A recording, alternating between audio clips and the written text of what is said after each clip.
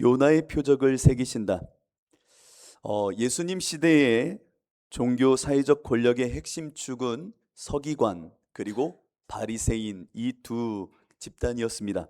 당시 서기관은요, 율법을 해석하였고 또 체계화하는 전문가 학식 있는 집단이었고, 바리새인들은 그런 율법을 철저히 지키고자 하는 종교 운동, 그러니까 무브먼트를 일으키려고 했던 사람들이기도 합니다. 그런데 하루는 이 서기관과 바리새인들이 아주 이 쌍으로 예수님께 나와서는 이렇게 말하는 겁니다. 예수요, 이 시대의 표적을 보여주십시오. 하늘로부터 오는 표적 말입니다 라고 이야기합니다. 그러니까 이적과 기사를 한번, 초자연적인 어떠한 현상을 우리에게 보여주어 당신의 권위가 어디로부터 오는지를 확증해 보이라는 겁니다. 그때 예수님께서 이런 말씀을 하십니다. 악하고 음란한 세대가 표적을 구하나 선지자 요나의 표적밖에는 보일 표적이 없느니라. 요나가 밤낮 사흘 동안 큰 물고기 뱃속에 있었던 것 같이 인자도 밤낮 사흘 동안 땅속에 있으리라. 이런 말씀을 하셨습니다. 이 말씀은요, 오늘 우리에게도 하시는 말씀입니다. 예수님이 보여줄 수 있는 표적은요, 요나의 표적밖에는 없다라는 겁니다. 시절이 흐르고 역사가 요동쳐 나아가도 오직 보일 수 있는 예수님의 표적은 요나의 표적밖에 없다라는 거죠. 자, 이 말씀을 듣고 여러분들은 어떤 마음이 드시나요? 그런가 보다 하면은 심각한 겁니다. 왜냐하면 제가 몇 달 전에 있었던 이야기를 하나 해드리도록 하겠습니다. 몇 달 전에요, 교회에 있는데 한 청년, 제가 볼 땐 청년은 아니에요. 지금 그런데 청년이라고 우기니까 청년이 문을 열고 불쑥 들어왔습니다. 그러더니 여기 교회 목사님 어디 계시네요. 그래서 제가 그랬죠. 제가 목사입니다. 그랬더니 그 눈빛이 안 믿는 눈빛이에요. 목사가 이렇게 젊어 보일 수가 없다는 거죠. 할렐루야. 그게 이 목사 같지가 않다라는 거죠. 왜냐면 제가 너무 편하게 입고 있었나 봐요. 그래서 제가 목사입니다. 그랬더니 장구하게 자기의 인생 이야기를 자꾸 하는 겁니다. 그러더니 몸이 너무나도 아파서 아무것도 할 수 없다라는 겁니다. 그래서 죽고 싶은 마음이 정말 끝까지 차올랐는데 마지막으로 교회에 가서 살려달라고 말해야겠다 하고 보던 중 주사랑 교회가 보였다는 겁니다. 어디서 많이 들어본 스토리 같아요. 그래서 내가 믿는 마음으로 알겠습니다 이렇게 하고 있더니 그분이 하는 말이, 이제 이 교회에 와서 마지막으로 돈 5만 원만 주시면 제가 힘을 내서 살아갈 수 있을 것 같습니다 라고 하는 이야기였습니다. 그래서 제가 그랬죠. 너무 죄송합니다. 너무 죄송합니다. 제가 수중에 5만 원은 없는데 제가 드릴 것은 없지만 기도해 드리겠습니다. 그랬더니 헤이 참 하더니 나가버렸습니다. 은과 금은 내게 없거니와 내게 있는 것 그 예수 그리스도의 이름으로 일어나 걸어라를 변형해서 말한 것뿐입니다. 제게 돈은 없는데 제가 기도해 드릴게요 했더니 헤이 하더니 문을 확 닫고 나가버렸습니다. 무언가 자기가 기대하는 표적, 증거물을 원하는데 이 양반이 나와는 전혀 상관없는 이야기라니 화가 난 거겠죠. 이 시대를 사는 사람들, 성도들이 예수님께 나와 보고 싶어하는 표적은 무엇일까요? 여러분, 남의 얼굴을 보며 생각하지 마시고 나를 통해서 생각해 보시기 바랍니다. 혹시 초자연적인 역사와 기적, 출세와 성공, 많은 돈을 버는 것, 이것을 예수님께 보여달라고 말하고 싶지 않습니까? 예수님은 여러분 손에 돈다발을 주실 수 있는 분은 아닙니다. 출세의 지름길을 알려주시는 분도 아닙니다. 어느 주식이 다음 주에 급등할지를 알려줄 수 있는 분도 아닙니다. 어떻게 하면 마음이 편안해지고 출세의 지름길로 빨리 올라설 수 있는지도 표적으로 신비롭게 말씀하실 수 있는 분도 아닙니다. 그 예수님은 오늘도 여러분들에게 이와 같이 말합니다. 오래전 바리새인과 서기관에게 말하였듯 내가 너희에게 보일 표적은 내 아들 내 딸아, 내가 너희에게 보일 표적은 단 하나, 요나의 표적밖에는 없다라고 하는 말씀입니다. 그러면 요나의 표적이란 무엇입니까? 예수님 말씀하셨죠. 요나가 밤낮 사흘 동안 큰 물고기 뱃속에 있었던 것 같이 인자도 밤낮 사흘 동안 땅속에 있으리라. 자, 이 이야기 가운데 여러분들 가운데 신앙생활을 하였다면 기억되어지고 생각나는 두 가지 사건이 있을 겁니다. 바로 십자가와 부활입니다. 요나의 표적의 핵심, 요나의 표적은 예수님의 겪으실 십자가의 죽음과 부활을 예표하는 사건이었습니다. 죽고 다시 살아나는 역사, 십자가, 부활, 십자가와 부활. 여러분들 십자가와 부활을 핵심 축으로 갖고 있는 스토리가 있습니다. 뭡니까? 가스펠이라고 말하는 복음입니다. 복음은 십자가와 부활을 핵심 축으로 갖는 이야기입니다. 요나의 표적은 복음의 이야기입니다. 우리 가운데 십자가의 죽음과 부활의 생명, 이 두 축을 갖고 있는 것이 요나의 표적이라는 거죠. 그래서 바울은 복음을 전할 때에 십자가와 부활의 사건을 한 번도 빼놓은 적이 없었습니다. 바울은 에베소서 1장 13절에 이런 말을 하죠. 그 안에서 너희도 진리의 말씀, 자, 진리의 말씀이에요. 진리의 말씀 곧 너희의 구원의 복음을 듣고 그 안에서 또한 믿어 약속의 성령으로 인치심을 받았다라고 말한 후 이제 에베소서 2장에 가서 복음의 구체적인 이야기와 그 적용을 말합니다. 한번 들어보세요. 그는 허물과 죄로 죽었던 너희를 살리셨도다.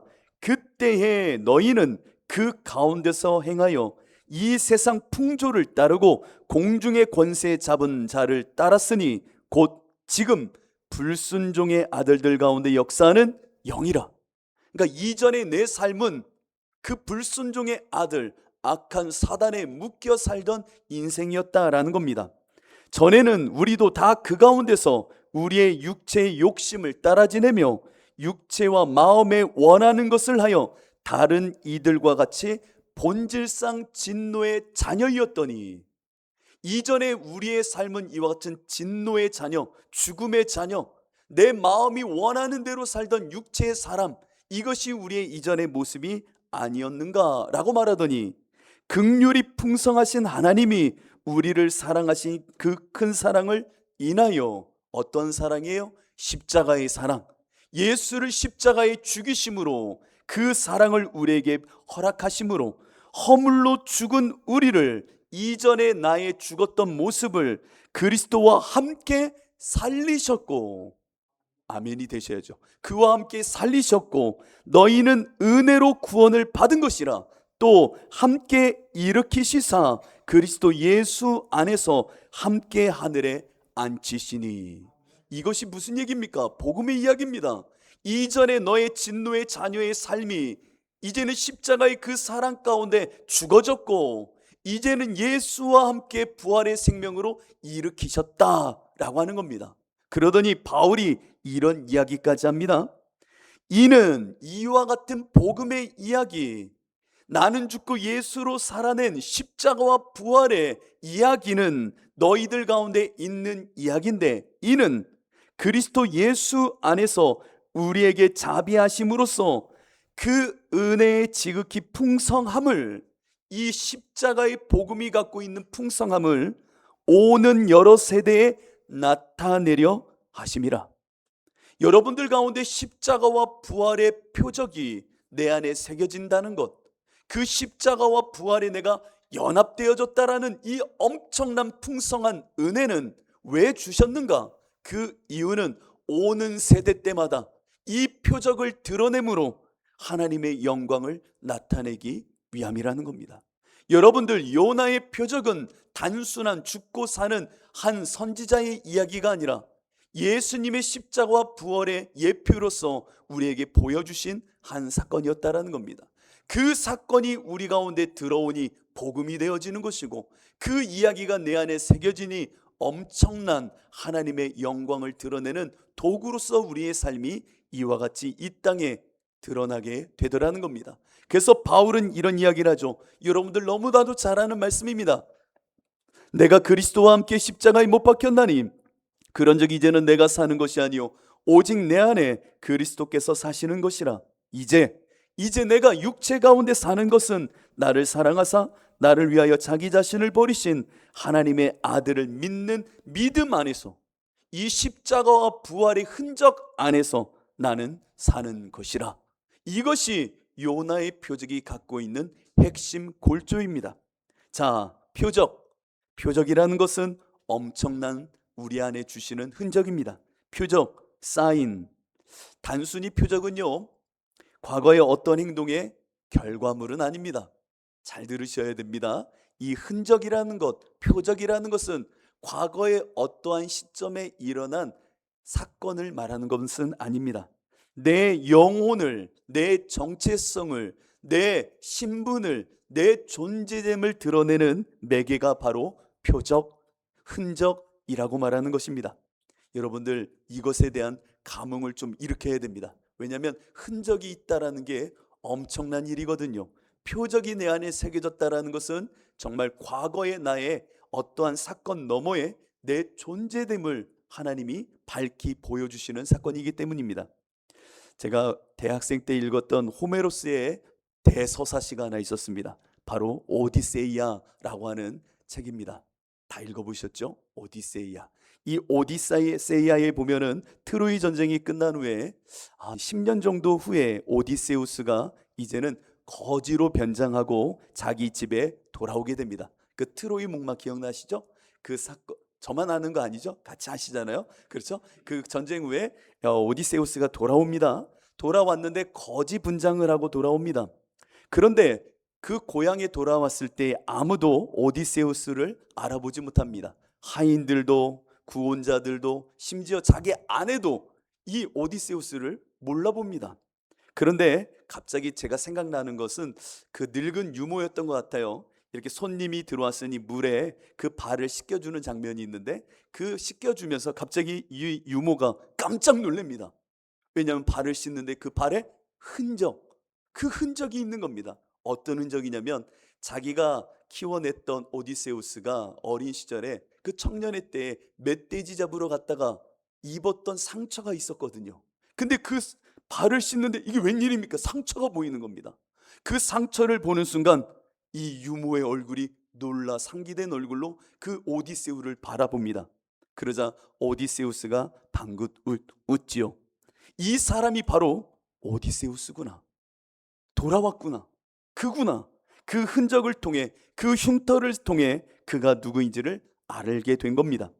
호메로스가 말하고 싶은 것이 무엇이에요? 여러분들, 오디세우스의 정체성은 화려한 왕관을 소유함으로 그의 신분을 드러낼 수 있는 것이 아니라 몸에 새겨진 과거의 상처 속에 그의 인생과 정체성을 드러내고 있는 것이다 라고 하는 것을 말하고 싶은 겁니다. 이 시대의 사람들은요, 자신의 성공의 흔적, 출세의 흔적, 권력의 흔적을 가지고 사람들에게 자신의 표적을, 흔적을 드러내고 싶어 합니다. 나 성공한 사람의 흔적이 있어. 구찌 정도는 갖고 다녀야지. 내 안에 프라다인가요? 아무튼 그건 있어야지. 차를 타도 이 정도는 타야지. 집이 있어도니 이거야. 나 어느 학교 다녀. 이런 것을 통해서 자기를 세상에 드러내려고 하는 시절입니다. 그런데요, 그런 것들은 시간이 지나면 아시잖아요. 다 사라진다는 걸요. 아무리 권력 있는 소리를 냈어도 그 권력의 표적은 사라지기 마련입니다. 아무리 화려한 옷과 돈을 갖고 있어도 그것은 시간이 지나면 다 소멸될 수밖에 없습니다. 그러나 내 안에 새겨진 흔적, 표적은 무슨 일이 있어도 사라지지가 않는 것입니다. 그래서 바울은 이런 고백을 남깁니다. 여러분도 잘 아시는 갈라디아서 6장 17절, 갈라디아서의 그 서신의 끝자락에 담력을 갖고 이렇게 말합니다. 이후로는 누구든지 나를 괴롭게 하지 말라. 나 좀 괴롭게 하지 말라. 내가 내 몸에 예수의 흔적을 지니고 있노라. 나 괴롭게 하지 마. 내 안에 예수의 흔적이, 내가 누구인지를 드러내며 그것이 나를 살게 하고 있으니 이 세상아 나를 괴롭게 말라. 나는 예수의 흔적을 지녀노라. 이것이 그 인생의 정체성과 힘을 만들어 내더라는 겁니다. 자, 여러분들에게는 하나님의 이 요나의 표적, 하나님이 새기신 예수의 복음의 이야기, 십자가와 부활이 새겨져 있으신지요? 이 시간 그 십자가의 흔적이 있다면 다시금 그 흔적을 발견하시고 그 흔적을 갈망하신다면 이 시간 하나님께서 그 흔적을 요나의 기도와 같이 새기시기를 진심으로 축복합니다. 오늘 요나의 기도를 한번 보십시오. 십자가라고 말하는 그 시간으로 하나님은 인생을 초대합니다. 요나는요, 물고기 뱃속에 들어가는 그 동선 가운데 십자가의 시간, 자기 죽음의 시간을 하나님께서 마주하게 합니다. 여러분들 오늘 본문을 다 볼 수는 없지만 요나서를 한번 보십시오. 요나라고 하는 인생이 어떻게 십자가의 자리까지 끌려 내려가고 있는지를 그 영적인 눈으로 보셔야 됩니다. 십자가의 자리, 죽음의 자리까지 하나님이 요나를 어떻게 그 동선을 끌고 가고 있느냐. 1장 3절을 보면 이렇게 기록합니다. 그러나 요나가 여호와의 얼굴을 피하려고 일어나 다시스로 도망하려 하여 욥바로 내려갔더니, 뭐라고요? 하나님의 얼굴을 피하여 내가 원하는 바, 마음이 원하는 대로 인간의 동선을 어떻게 갖고 갔느냐? 욥바로 내려갔다라는 겁니다. 하나님이 보실 때는 내려가는 겁니다. 욥바로 내려갔더니, 그리고 나서는 1장 5절을 보십시오. 사공들이 두려워하여 각각 자기의 신을 부르고 또 배를 가볍게 하려고 그 가운데 물건들을 바다에 던지니라. 그러나 요나는 배 밑층에 내려가서 누워 자더라 라고 기록합니다. 그러니까 하나님을 피하여 도망간 요나, 그 동선을 하나님이 유심히 보고 있는데 욥바로 내려가더니 마침 다시스로 가는 배가 있어서 타서 배 밑으로 내려가 잠만 자고 있었다라는 겁니다. 야, 하나님을 피하는 인생의 동선은 이와 같이 내려가는 인생입니다. 침잠하는 모습이죠. 뿐만 아니라 그와 같이 배 밑에 들어가 자고 있을 때에 이제는 풍랑을 맞아서 이 요나를 바닷속으로 던져버리게 됩니다. 바다에 던져지자 바다로 내려가고 라고 오늘 기도를 보면 알 수 있습니다. 그러니까 바다로 던져졌을 때 이 풍랑이 치는 바다 안으로 내려가기 시작했다라는 겁니다.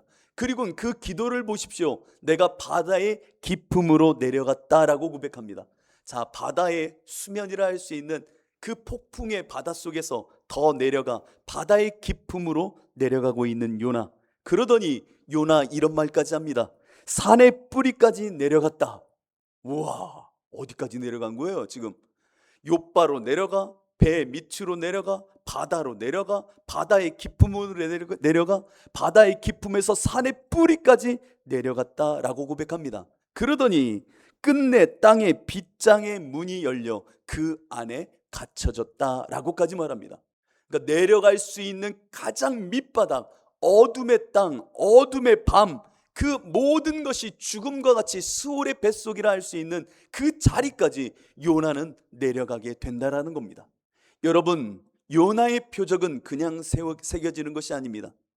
하나님께서는 여러분들의 인생 가운데 가장 죽음의 자리까지, 어둠의 자리까지 내려앉히심으로 그 십자가의 흔적을 새겨넣기 시작한다라는 겁니다. 나 이 정도면 괜찮아. 내 마음은 이래. 나는 이런 의가 있어. 나 이 정도의 사람이야. 내가 살아가는 인생의 토대는 이 정도야. 나 이 땅에서 이 정도의 위치에 있어. 여러분들, 이것이 오늘날 통념으로 우리 안에 표적으로 많이 말하고 있지 않습니까? 저는 한 도표를 보고 놀란 적이 있습니다. 최근 몇 주 전이었나요? 우연히 알게 되었는데 이 학군에 따라, 지역에 따라 레벨이 있다라는 겁니다. 여러분 그거 아세요? 어디에 사냐에 따라서 학생들의 그 교육의 수준과 향후 이 아이들이 어떻게 될지에 대한 도식화되어 있는 계열의 그 서열이 있다라는 겁니다. 그래서 아이들이 나 어디 살아면 그 표에 딱 보면 나 지금 중간 정도의 삶을 살고 있구나. 나 어디에 살아면 나 지금 밑바닥이구나. 나 어디에 살아면 나 최고 위치까지 살고 있구나. 이게 드러나는 시절이라는 겁니다. 그래서 아이들이 그거 갖고 서로 말하는데 너 어디 살아? 몇 평 살아? 지금 제가 그냥 하는 얘기 아니에요. 몇 평 살아? 어느 집에 살아? 너희들 집 차는 뭐야? 너 어느 학원 다녀? 어느 선생님 밑에서 뭐 하고 있어? 이게 뭐냐면 학생들 사이에 서로를 나누는 표, 기준점이에요. 이야, 그러니 그 위에 있다 여기는 사람들은 자신은 이 땅을 향하여 근사하게 산다고 말하겠죠. 요나도 마찬가지입니다.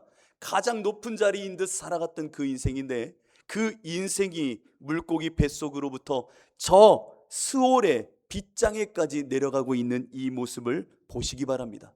하나님은요, 당신의 십자가를 새기실 때의 인생들을 이와 같이 어둠의 밤, 자기를 직면할 수 있는 어둠의 자리까지 끌고 내려가십니다. 네가 누구인지를 보라는 겁니다.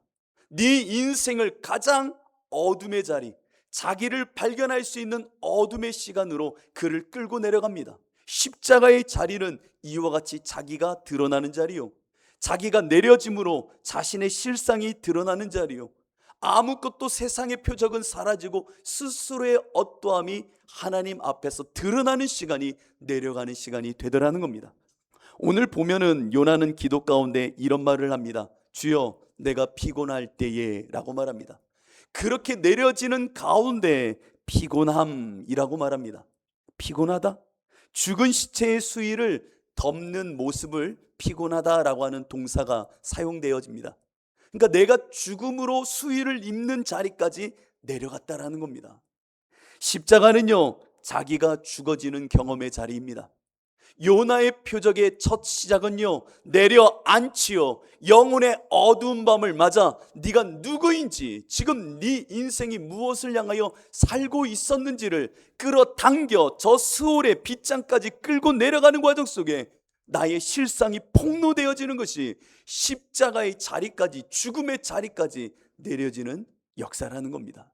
여러분들 안에 요나의 표적이 새겨진다는 것은 이와 같이 내가 십자가 앞에서 죽음의 자리까지 내려앉힘을 당했다라는 겁니다. 이 표적을 예수님은 여러분들의 인생 가운데 새겨넣길 원하십니다. 대전에서 제가 사역을 할 때에 한 권사님을 만났습니다.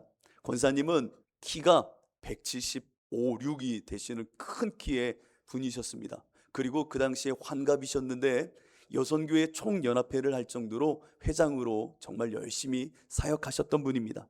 교회가 크니까 뭐 교인들이 5,000명, 6,000명 안에 여선교회 회장으로 일하시니까 얼마나 근사해 보였는지 모릅니다. 근데 저희 교구였기 때문에 그분하고 같이 강원도의 아웃리치를 가게 되었습니다. 아웃리치를 가서 같이 운전을 하고 가는데 권사님이 갑자기 저한테 그러시는 거예요. 목사님, 사실 제 인생은요 정말 엉망이었어요. 그러시는 거예요. 그래서 아, 그러셨어요? 어떤 일이 있었어요? 그랬더니 권사님이 갑자기 저한테 이야기를 시작하셨습니다. 자신은 어려서부터 신앙생활을 하셨다는 겁니다. 교회에서 어려서부터 신앙생활을 하셨고 청년 때도 청년회장을 하고 열심히 교회 생활을 하셨다는 겁니다. 인기도 좋았대요. 제가 그 확인할 방법은 없어요. 근데 키도 크시고 인기가 너무 좋았다는 겁니다. 그러다가 청년부에 남자 선배를 만나서 결혼을 했다는 겁니다. 그 선배가 변호사였습니다. 그러니까 나름 그 당시에 변호사를 만나, 그리고 자신도 좋은 직장을 갖고 있었는데 만나서 근사하기 시작했다라는 거죠. 그 당시에는 예수 그리스도의 십자가니, 내가 십자가에서 죽어짐이니, 이런 말은 전혀 나와는 무관한 그냥 종교 생활하듯이 교회에 열심히 다녔고 그런 선배를 만나서 잘 됐나 보다 생각하면서 살았다는 겁니다. 예수님은 믿는데 십자가는 아는데 십자가가 내 안에 새겨진 적은 없던 신앙인. 그런데 그 선배를 만나서 너무 화려하게 살았다는 겁니다. 잘 살았대요. 변호사 사무실을 개업했는데 엄청 커졌대요. 확인할 방법은 없습니다. 엄청 커졌대요. 그러더니 너무 많은 돈이 들어오니까 그 돈을 갖고 돈 쓰기 바빴대요. 화려한 옷을 입고 좋은 집을 구하고 얼마나 잘 살았는지 모른대요. 그렇게 살던 어느 날 태중의 아이를 임신하게 되었는데 그 아이가 자라던 중에 이제 얼마 남지 않은 시간 속에 아이가 이제 태어날 즈음 갑자기 아이가 이상해졌다라는 겁니다. 그러더니 아이가 태어날 시간을 놓치고, 저는 정확한 표현은 모르겠지만 아이가 태중에서 변을 먹었다라는 겁니다. 그러면서 뇌를 크게 손상해서 아이가 태어나게 됩니다. 처음으로 겪는 고난이고 처음으로 생명을 앞둔 자리에서 스스로의 인생이 내려져 가는 첫 경험이었던 겁니다. 이 아이를 놓고 보니까 이제 일주일 안 되면 아이가 죽을 수도 있습니다 라고 하는데 너무 가슴이 미어져. 이런 일이 왜 내 인생 가운데 일어나야 되는지 알 수가 없었다는 겁니다. 그래서 그 아이를 살려달라고, 그래서 몇 번의 수술과 몇 번의 이런 과정을 거쳐서 아이가 그래도 생명을 연장할 수 있게 되었지만, 아이들은 인지력도 없고 굉장히 아이가 우둔한 모습으로 자라날 수밖에 없었다는 겁니다. 말도 못하고 인지도 없고 그냥 몸은 살아있지만 엄마에 대한 반응도 없고 그냥 이 아이가 그렇게 살아가는 겁니다. 너무나도 가슴이 아팠대요. 그렇게 살다 보니 어느 날 남편이 운영하던 그 변호사 사무실도 갑자기 어려움이 찾아왔고, 찾아오는 그 가운데 이렇게 말해도 되겠죠. 남편놈이 바람을 피워버린 겁니다. 그러면서 이렇게 가정이 완전히 풍비박산을 맞게 된 거죠. 그러다가 이 아이가 초등학교 5학년 나이에 세상을 떠나게 됩니다. 그 인생의 내리막길을 겪는 그 가운데 이 분은 알았대요. 무엇을 알았냐면 내가 얼마나 가난한지, 내가 얼마나 심령이 죽어 있는지, 내가 얼마나 주님 앞에서 죄인인지. 어려서부터 교회에 나와 사람들이 칭찬해주고 인기도 좋았지만 한 번도 예수를 만난 적 없던 내 인생, 그 인생의 걸음 속에 처음으로 내리막길이라는 것을 알았고, 그 가운데 내가 얼마나 죄인인지를 그때 보게 되었다는 겁니다.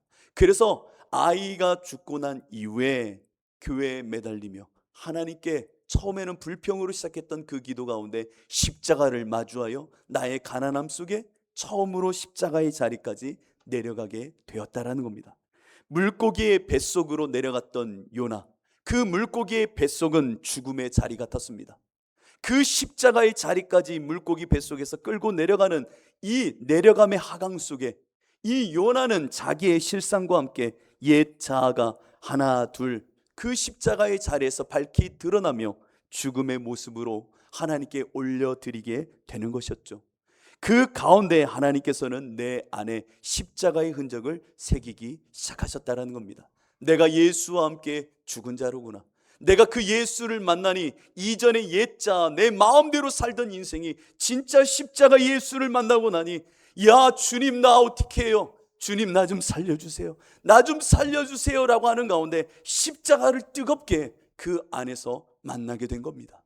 그러니 내 안에 십자가가 하나 둘 깊이 생사를 뜯고 새겨지기 시작하는 경험을 하게 되는 겁니다. 흔적은요, 표적은요, 살이 패여야, 인생이 죽어져야 새겨지는 것이 흔적입니다. 여러분들 안에 예수와 함께 십자가에 죽어져야 내 안에 새겨지는 것이 그 흔적이라는 겁니다. 야곱은 창세기 32장을 보니 평생 각종 술수와 욕심을 쫓아 살던 이가 야뽕 나루에서 어두운 밤에 하나님을 만나게 됩니다. 그 어두운 밤, 아무것도 보이지 않는 어두운 밤에 야뽕 나루에서 하나님과 씨름하는 그때에 야곱은 처음으로 자신의 몰골과 가난함과 정말 하나님 앞에서 범죄한 자의 모습을 처음 발견하게 됩니다. 그때에 하나님은 야곱의 환도뼈를 내리쳐버립니다. 환도뼈를요, 꺾어버리는 거죠. 인생의 축이요, 살아갈 수 있는 중심이요, 인생의 모든 걸음을 옮길 수 있는 축, 환도뼈를 찍어내버려 그 인생을, 절뚝거리는 인생을 만들어버립니다. 십자가를 새겨버리는 겁니다. 너 죽은 자라는 것을 인지시켜버리는 겁니다. 그리고 나서는 하나님 야곱에게 말합니다. 이제 너는 야곱이라 부르지 말고 이스라엘이라 하라. 새로운 인생을 살라는 겁니다. 바울은 예수를 믿는 자들을 잡아 죽이려고 다메섹으로 향하였습니다. 그런데요, 다메섹으로 가던 중 호련히 예수님의 음성을 듣게 됩니다. 사울아, 사울아 라고 하는 그 음성 속에 이 바울은 예수님을 처음 만나게 됩니다. 그 만난 후 이 바울은 사흘 동안, 3일 동안 눈이 멀게 됩니다. 실명을 하게 되는 겁니다. 이 눈이 어두워졌다는 것은 지난 바울이 갖고 있던 세계가 파괴됐다는 것이고, 종교적 자기의가 붕괴됐다는 것이고, 자기 확신이 완전히 무너져 내렸다라는 겁니다. 눈이 완전히 감겨 보지 못하는 인생을 만들어 버린 후에는 이제 내가 네 인생을 들어 하나님의 영광을 위하여 고난과 함께 너를 쓰겠다라고 하는 음성을 듣게 됩니다. 여러분, 하나님은요, 여러분들의 인생에 찾아오셔서 십자가를 새기시는 분이십니다. 여러분들 예수님을 처음 만났을 때, 그 십자가의 주님을 처음 만났을 때 그 흔적을 새기시던 하나님을 잊지 마십시오. 여러분들에게 찾아오신 하나님은 여러분들 안에 십자가 예수 그리스도의 복음을 새겨 넣으려고 인생을 내리막길로 각종 다양한 모습으로 여러분들을 하강케 하신 후에 자신의 실상과 하나님 없는 자의 그 모습을 폭로해 버리시는 겁니다. 이후에 요나의 기도를 보십시오. 요나는 뱃속에서도 그 성전을 바라봄 속에 부활의 시간을 준비하기 시작합니다. 하나님께서는 인생이 엎어진 자리, 죽음의 자리에서 시작하시는 분이십니다. 십자가의 자리에서 부활을 새기시는 하나님이시라는 겁니다. 요나는 오늘 2장 4절을 보니까 이렇게 고백합니다. 내가 말하기를 내가 주의 목전에서 쫓겨났을지라도 다시 주의 성전을 바라보겠다 하였나이다. 여러분, 내가 그렇게 밑으로 인생이 고난 중에 아파하며 죽음의 자리까지 내려간 그 순간에도 나는 주님의 거룩한 성전을 바라보겠다라는 겁니다. 내가 내려지는 이 하강 속에 저 산 위에 성전을 바라보겠다라는 겁니다. 내가 내려질수록 그 높은 산 위의 성전은 더 높아지고 더 거룩함으로 보여지고 더 명확히 보여지는 겁니다. 여러분, 십자가의 자리에서 여러분들의 시선을 그 성전을 향하듯 바라보는 이 시선을 놓치지 마시기 바랍니다. 십자가의 시간에서 우리가 놓치지 말아야 될 것은 부활의 자리에 참여하고자 하는 자들은 저 높은 성전을 바라보고 있는 그 모습입니다. 여러분들이 그랬잖아요. 예수와 함께 죽었을 때에는, 십자가를 경험했을 때는 예수 없이는 못 산다고 말했잖아요. 세상은 오고 간 데 없고 저 성전 위에 하나님만을 바라보는 그 모습이 있었잖아요. 세상은 없고 그 성전만을 바라보게 되어졌잖아요. 영화관이 어두운 이유가 무엇입니까? 집중과 몰입력을 위해서인 겁니다. 주변이 어두우면요, 빛으로 비춰주는 그 하나의 모든 시선은 쏠리기 마련입니다. 집에서 영화 한번 보세요. 집에서 영화 보면 시선이 분산됩니다. 정신 하나 없습니다. 주위에 가전제품도 보이죠, 꽃도 보이죠. 몰입이 안 되는 겁니다. 하나님께서 이 십자가의 시간, 어두운 밤을 주시는 이유가 무엇일까요? 내가 빛이라 여겼던 것들을 소등한 채, 내가 삶이라 생명이라 여겼던 빛들을 다 꺼버린 채 그 어둠 속에 하나님만을 바라볼 수 있게 하시고자 그 십자가의 시간을 주시는 겁니다. 모든 것이 어두워지면 잘 들립니다. 모든 것이 어두워지면 잘 보입니다. 여러분들이 십자가의 자리에 서 있으면 하나님이 보입니다. 이 부활의 영광을 볼 수 있도록 여러분들 가운데 하나님은 역사하셨습니다. 그 흔적을 왜 잊고 사십니까? 나에게 주신 그 십자가의 자리에서 명확하게 하나님만을 바라보게 하셨던 그 흔적을 왜 잊어버리고 삽니까? 그것이 없어지면 안 되는 거죠. 동시에 오늘 요나를 통해 보아야 될 것은 9절에 있는 고백이기도 합니다. 오늘 2장 9절을 보면 나는 감사하는 목소리로 주께 제사를 드리며 라고 말합니다. 감사하는 목소리로 주께 제사 지내겠다, 예배하겠다라고 하는 겁니다. 여러분, 십자가를 경험하는 사람들은 이 감사로 예배함을 갖고 있는 부활의 생명을 가진 자들입니다. 그런데 어느 틈에 이 표적, 흔적을 잊어버리진 않으셨나요? 요나는 물고기 뱃속으로 들어가게 됩니다. 그리고 밤낮 3일 동안 기도하지요. 다른 생각할 수 없어요. 여러분, 무슨 생각하겠어요? 바닷속에 던져지더니 물고기 뱃속에 들어가 무슨 생각을 하겠습니까? 온통 기도할 수밖에 없는 겁니다. 먹지도 못하니 자연스레 금식 기도도 하는 겁니다. 할렐루야. 그냥 기도하는 겁니다. 하나님을 피해 내 뜻을 따라 땅끝으로 가고자 했던 요나인데 하나님께서는 바다 및 영혼의 가장 어두운 밤 십자가로 끌고 내려가시더라는 겁니다. 그런데 아십니까? 이 어두운 밤에 가 있는 이 요나, 죽은 듯 보이지만 사실은 이 자리가 기도의 자리였고 생명의 자리였습니다. 바다로 던져졌는데 물고기 뱃속에 들어갔으니 고난이지 라고 생각할 수 있지만, 그 고난이라 말하는 물고기 뱃속에 있었기 때문에 바다에 던져졌어도 살았던 겁니다. 여러분들의 인생이 어렵습니까? 주변의 불빛이 다 사라져 캄캄함이 찾아온 것처럼 여겨집니까? 그러나 하나님은 그 바닷속의 물고기 뱃속에 들어가게 하심으로 그 영혼을 살려두었던 겁니다. 우리는 말하죠. 나를 왜 물고기 뱃속에 들어가게 했냐고, 왜 십자가의 자리로 이렇게 나를 끌어내리시냐고. 그런데 아셔야 됩니다. 그게 생명의 자리입니다.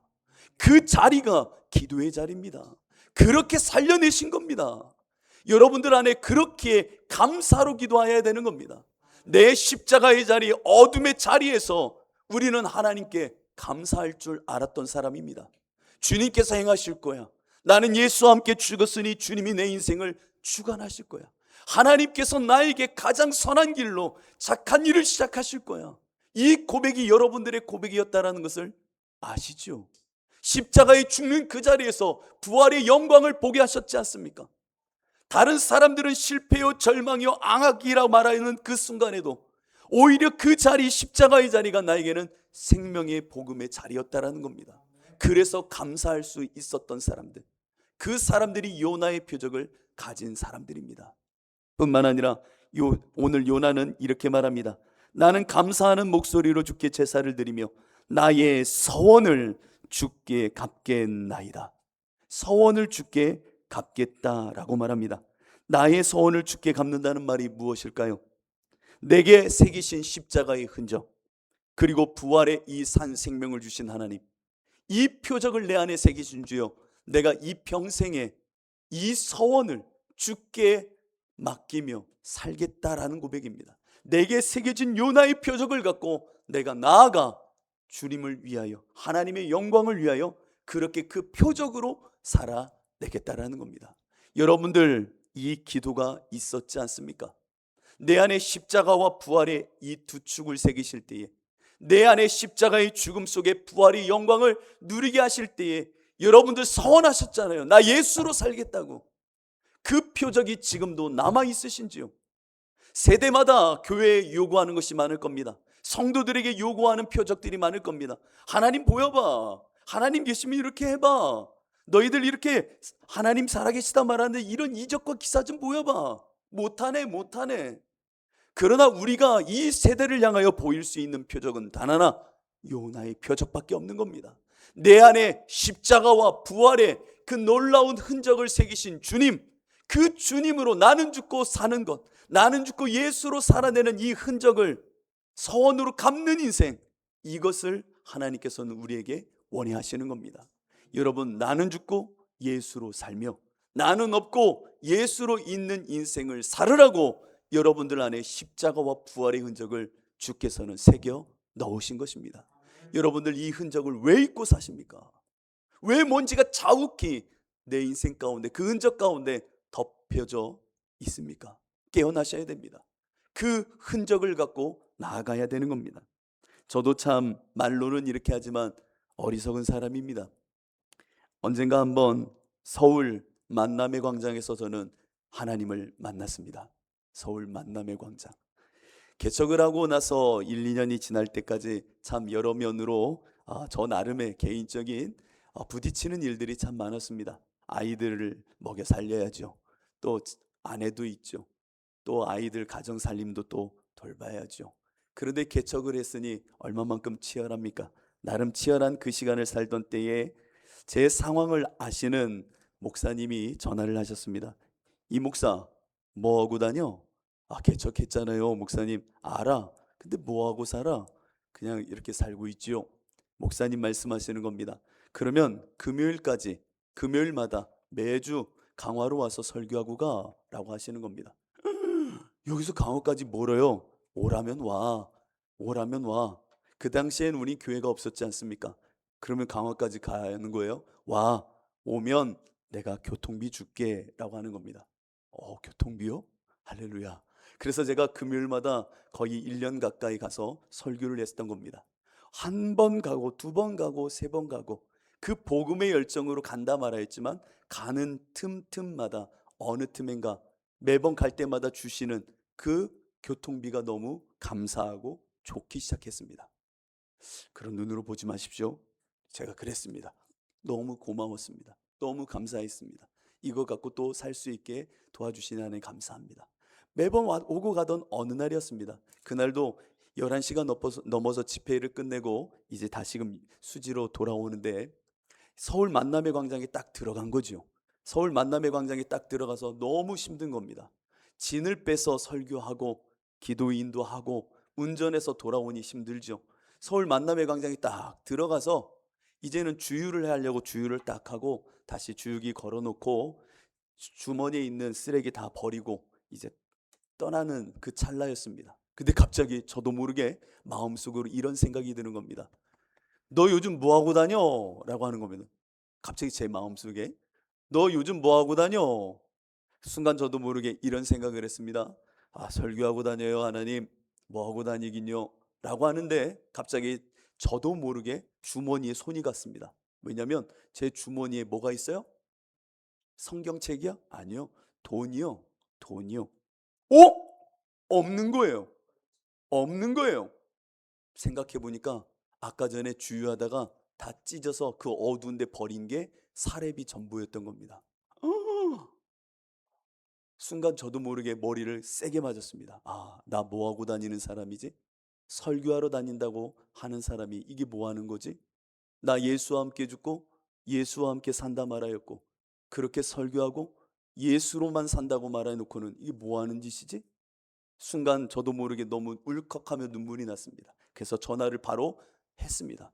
목사님, 그때 목사님 잘 가고 있어? 왜 전화했어? 저 서울 만남의 광장에서 하나님을 만났습니다. 그랬더니 목사님이 웃으시는 겁니다. 뭔 소리야? 뭐 하나님을 서울 어디서? 만남의 광장이요. 거기서 하나님을 어떻게 만나?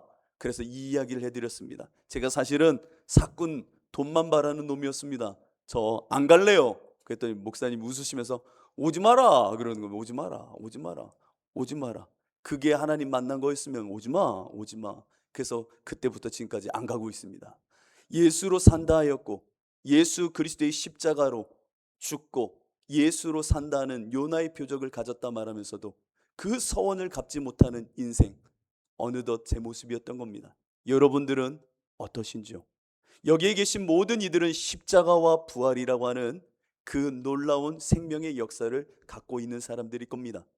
각자 환경과 여건과 분위기의 어떠함이 달라서 그 십자가의 시간이 각기 다른 모습으로 보여질 수는 있지만 그 십자가와 부활이라고 하는 같은 이야기의 축을 갖고 있는 사람들이 다 여기 모여 있습니다. 그래서 우리는 같은 형제요 자매입니다.